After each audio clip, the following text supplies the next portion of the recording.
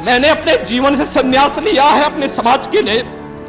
मैंने अपने परिवार को छोड़ा है, मैंने अपने माँ बाप को छोड़ा है, लेकिन आज मुझे अपराधी बनाया जा रहा है महोदय। सर मुझे साल 1993 उत्तराखंड के पंचूर गांव में रहने वाला अजय अचानक से घर से लापता हो जाता है। बेटे को खोजने पिता आनंद सिंह हर मुमकिन जगह पर गए, लेकिन उसका कोई अता पता नहीं था। बेटे की याद में मां के लिए एक एक दिन काटना मुश्किल था। हालांकि अब बेटे के वापस आने की उम्मीदें धुंधली सी होने लगी थीं, मगर 6 महीने बाद अजय अचानक से अपने गांव वापस लौटता है। बेटे के वापस आने की खबर सुन मां की आंखों में खुशी के आंसू भर आते हैं, मगर बेटे के स्वागत के लिए वो जैसे ही अपना दरवाजा खोलती है तो उसकी आंखें खुली की खुली रह जाती हैं। अजय ने आज जींस टी शर्ट नहीं बल्कि भगवा चोला पहना हुआ है, सिर घुटा हुआ है और दोनों कानों में बड़े बड़े कुंडल पहने हुए हैं। हाथ में खप्पर लिए वो अपनी मां से कहता है, मां भिक्षा दीजिए। इस हैरान कर देने वाली घटना को लेकर वरिष्ठ पत्रकार अपनी किताब यदा यदा ही योगी में लिखते हैं। अजय को ऐसी हालत में देखकर मां वहीं स्थिर हो गई। मुंह खोला तो सही, लेकिन शब्द नहीं फूटे। आंखों से आंसुओं की धार बहने लगी। जो सत्य साक्षात सामने खड़ा था उसे देखते हुए भी यकीन नहीं हो रहा था, या शायद यकीन करने की हिम्मत नहीं थी। मगर सत्य सनातन है, टाला नहीं जा सकता। सत्य ही तो था। वो मां के सामने उनका बेटा युवा सन्यासी की वेश में खड़ा था। कल तक का कॉलेज से लौट कर आते ही इस हंसते मुस्कुराते चेहरे को देखने की आदत थी, और आज उनका नौजवान बेटा अजय सन्यासी के रूप में खड़ा था। मां का मन कहता है कि यह बेटा मेरा नहीं हो सकता, लेकिन दिमाग जानता था कि ईश्वर जितना कठोर हो सकता है उनका बेटा उससे भी कहीं कठोर हृदय का हो गया था। तभी अजय से आदित्यनाथ बने बेटे ने अपनी मां से कहा, मां भिक्षा दीजिए।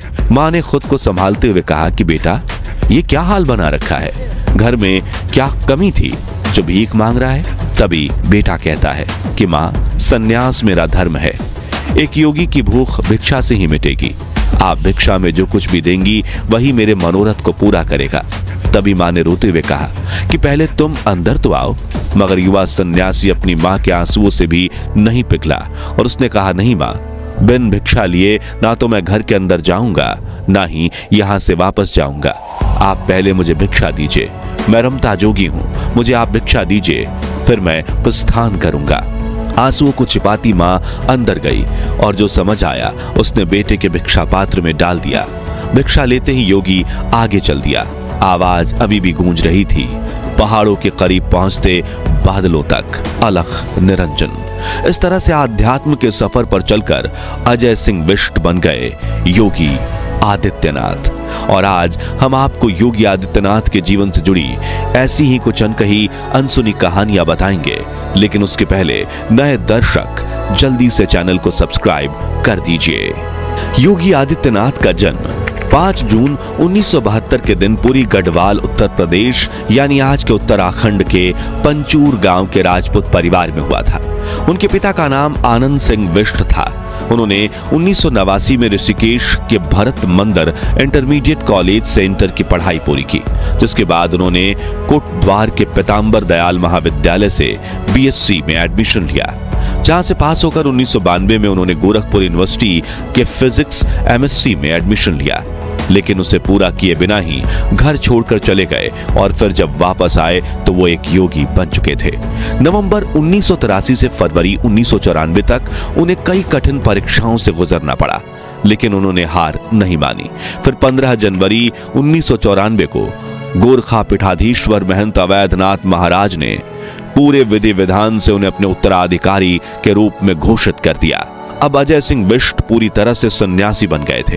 योगी जी के बारे में लिखने वाले बताते हैं कि अजय को वापस घर लाने के लिए पिता आनंद सिंह और मां सावित्री दोनों गोरखपुर पहुंचे थे, जहां उनकी मां ने महाराज अवैधनाथ को कहा था कि महंत जी मेरा बेटा लौटा दीजिए। जो सुनकर महाराज ने कहा कि 4 बेटे हैं तुम्हारे, एक बेटा हमें दे दो। जो सुनकर अजय की मां की आंखों में आंसू आ गए। वो अपने पति के साथ वापस गांव लौट आईं। ये तो थी योगी के सन्यासी बनने की कहानी। लेकिन क्या आप जानते हैं कि उन्होंने राजनीति में कदम कब और कैसे रखा था? तो ये बात है आज से 26 साल पहले की, जब 1998 में योगी आदित्यनाथ के गुरु अवैधनाथ ने राजनीति से संन्यास लिया और अपनी जिम्मेदारियां आदित्यनाथ को सौंप दी। और यहीं से योगी आदित्यनाथ की राजनीतिक पारी शुरू हुई थी। उसी साल उन्होंने गोरखपुर से 12वीं लोकसभा के चुनाव में हिस्सा लिया था और चुनाव में जीत हासिल करके वो सबसे कम उम्र के सांसद बने थे, जिसके बाद उन्होंने हिंदू युवा वाहिनी का गठन किया और धर्म परिवर्तन के खिलाफ मुहिम छेड़ दी। कट्टर हिंदुत्व की राह पर चलते हुए उन्होंने कई बार विवादित बयान दिए और धीरे धीरे करके गोरखपुर की राजनीति में उनका दबदबा बढ़ने लगा, जिसके बाद 19 मार्च 2017 में विधानसभा चुनाव में जीत हासिल करके योगी आदित्यनाथ उत्तर प्रदेश के मुख्यमंत्री बन गए। लेकिन अब भी वो अपने परिवार से दूर थे और मुख्यमंत्री बनने के बाद उन्होंने उत्तर प्रदेश की जनता के लिए अपना सारा जीवन समर्पित कर दिया। इसी बीच मार्च 2022 में वो वरिष्ठ पत्रकार रजत शर्मा के शो पर गए, जहां उन्होंने अपनी बड़ी बहन के संघर्ष से भरे जीवन की एक झलक देखी। उन्होंने देखा कि कैसे उनकी बड़ी बहन कई किलोमीटर पैदल चलकर चाय और प्रसाद की छोटी सी दुकान चलाती हैं, मवेशियों को चारा खिलाती हैं और अपने परिवार की जरूरतों को पूरा करने के लिए हर दिन संघर्ष करती हैं। जिसके बाद रजत शर्मा ने योगी जी को कहा कि आपको नहीं लगता कि जैसे सभी राजनेता अपने परिवार का ध्यान रखते हैं, वैसे ही आप भी थोड़ा ध्यान रख देते? तभी योगी आदित्यनाथ की आंखों में आंसू आ गए और बड़ी ही दुखी वाणी से उन्होंने ये कहा, मैं देखिए एक योगी हूं और मुझे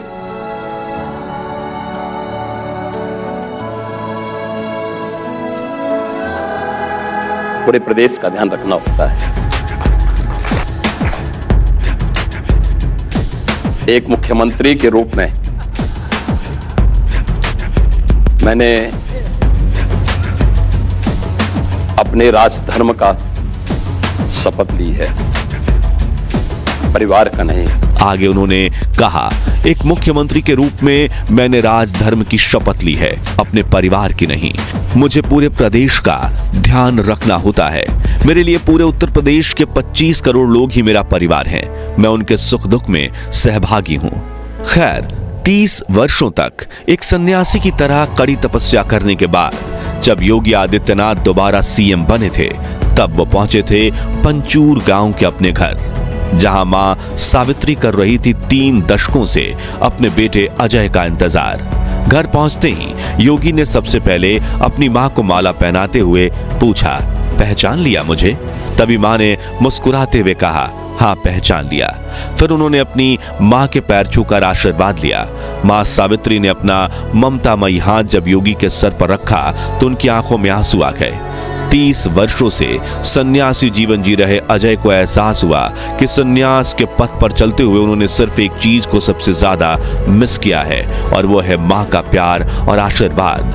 बताया जाता है कि 1994 में सन्यास लेने के बाद योगी आदित्यनाथ 2022 में पहली बार अपने गांव गए थे और पारिवारिक कार्यक्रम का हिस्सा बने थे। दरअसल सन्यास के पथ पर चलते हुए व्यक्ति को अपना घर परिवार सब कुछ छोड़ना पड़ता है। योगी आदित्यनाथ की तरह प्रधानमंत्री नरेंद्र मोदी भी सन्यासी जीवन जीने का एक बहुत बड़ा उदाहरण है। हालांकि औपचारिक तौर पर उन्होंने सन्यास नहीं लिया, लेकिन अपने घर परिवार से वो एक सन्यासी की तरह ही दूर रहे हैं। वहीं सीएम योगी आदित्यनाथ ने तो सिर्फ 20-22 साल की उम्र में ही सन्यास ले लिया था। तब से लेकर आज तक वो सन्यासी जीवन ही जीते हैं।